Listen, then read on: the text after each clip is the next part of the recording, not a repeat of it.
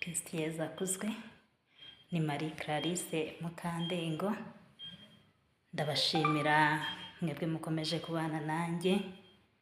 Ndabashimira mwebwe mukibasha kuba imbere y'Imana. Ndabashimira mwebwe mwakoze subscribe, abakoze share, abakoze comment ndetse na like. Buri wese ndamushimira mu ruhande rwe. Reka uyu munsi turebere hamwe kuri uyu munsi. Muzi ko ari umunsi mukuru w'abatagatifu bose. Uyu munsi ushobora kuba wibaza ngo ese abatagatifu ni abahe? Ese kuba umutagatifu ni iki? Nibyo tugiye kurebera hamwe. Ku izina ry'Imana Data na Mwana na Roho Mutagatifu. Amina. Ngwino Roho Mutagatifu, usanganye imitima yakomera gukundi, wohereze Roho wawe byose bishya, n'isi izabone guhinduka. Dusabe. Mana myinshi kwemera Roho Mutagatifu, turagusaba kubwirizwa nawe, gukunda ibitunganye no kunogerwa nawe iteka, kubwa Yesu Kristo umwami wacu. Amina. Sengesho ryo kwicuza ibyaha. Nyagasani, ibyanakugiriye byose ndabyanze, kuko binteranya nawe bikadutandukanya, rero ntuzikandengera iteka, kandi ndabyangira ko byicishije Yesu Kristo umwana wawe ukunda. Dawe ubingize, sinshaka kubisubira, ndashaka kuba uwawe. Amina. Ku izina ry'Imana Data na Mwana na Roho Mutagatifu. Amina. Uyu munsi rero ni umunsi mukuru w'abatagatifu bose.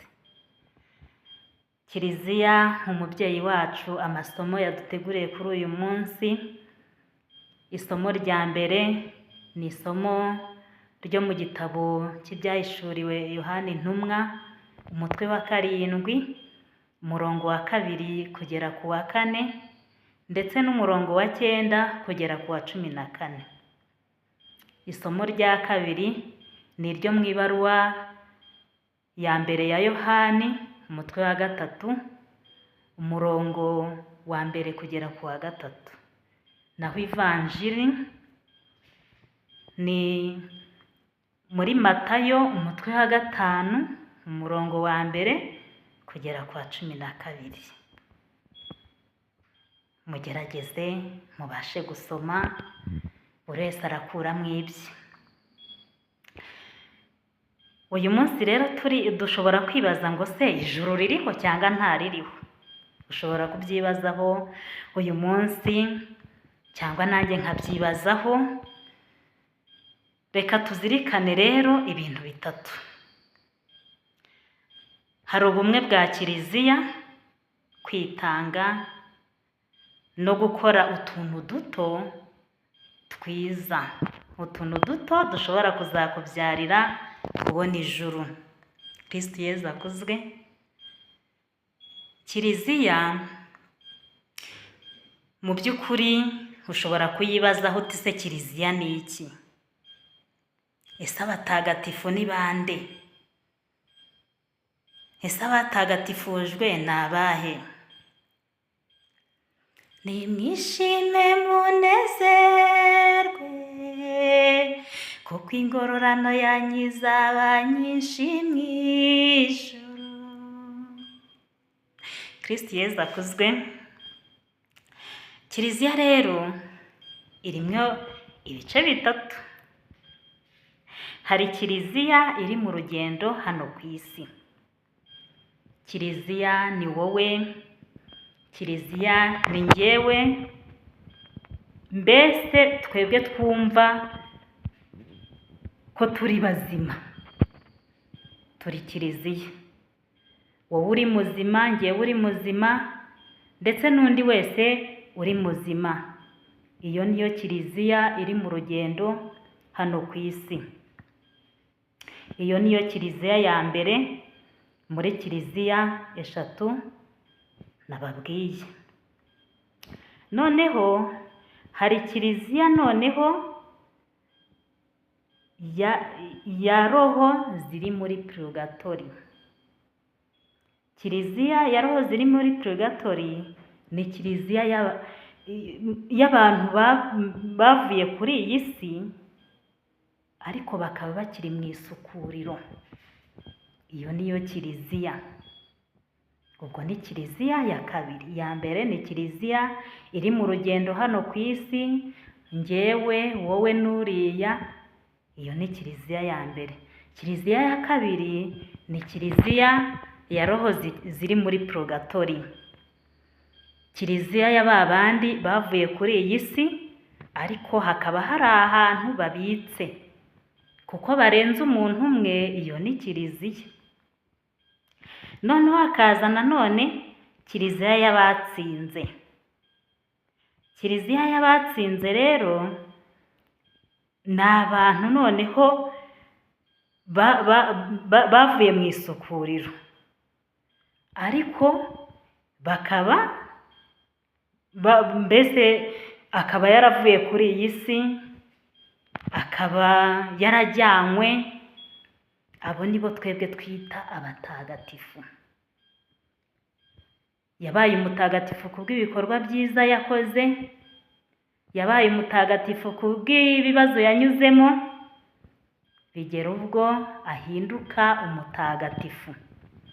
Izo nizo kiliziya eshatu nababwiye. Ni kiliziya iri mu rugendo hano ku isi, kiliziya y'abari muri purgatori, na kiliziya y'abatsinze, kiliziya y'abatagatifu, aribo twiyambaza, ari nabo uyu munsi twiyambaza ku itariki ya mbere z'ukwa 11. Muzi ko ari umunsi mukuru w'abatagatifu bose. Uyu munsi ni umunsi mukuru w'abazina banjye batagatifu, ni umunsi mukuru w'abazina bawe batagatifu, n'uriya ni umunsi mukuru w'abazina be batagatifu.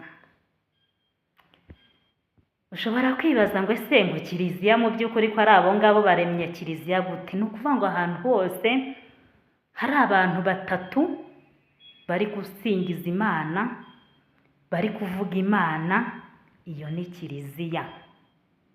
Kristo Yezu akuzwe. Ushobora kwibaza se noneho bihuriye hehe n'ijuru? Kugira ngo ubone ijuru rero ni ibindi bintu, ntabwo ari ibyoroheje. Ntabwo bwacya mu gitondo ngo uvuge ngo Clarisse uyu munsi agiye mu ijuru. Wapi?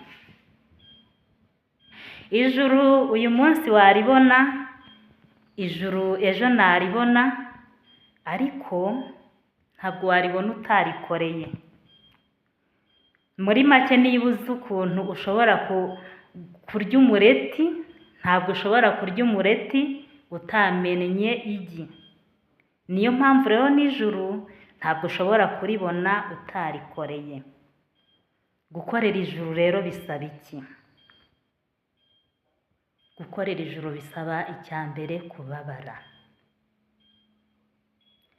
Ntabwo wabona ijuru utabanje kubabara. Ikindi nanone bisaba kubabarira. Ntabwo wababarira utabanje kubabara. Uyu munsi hari umuntu ushobora kuba yakugiriye nabi, hari umuntu ushobora kuba yakwibye, hari umuntu ushobora kuba yagututse, hari umuntu ushobora kuba yakuvuza amagambo, ariko numara kureba ukabona yuko ibyo arimo nawe atazi ibyo ari byo, uzamubabarira. Uko niko kubabara. Wababajwe n'uwakuvuze, wababajwe n'uwakwibye, wababajwe n'uwagutoteje akuziza ubusa ntacyo wamutwaye. Mubabarire. Nawe ntabwo ari we.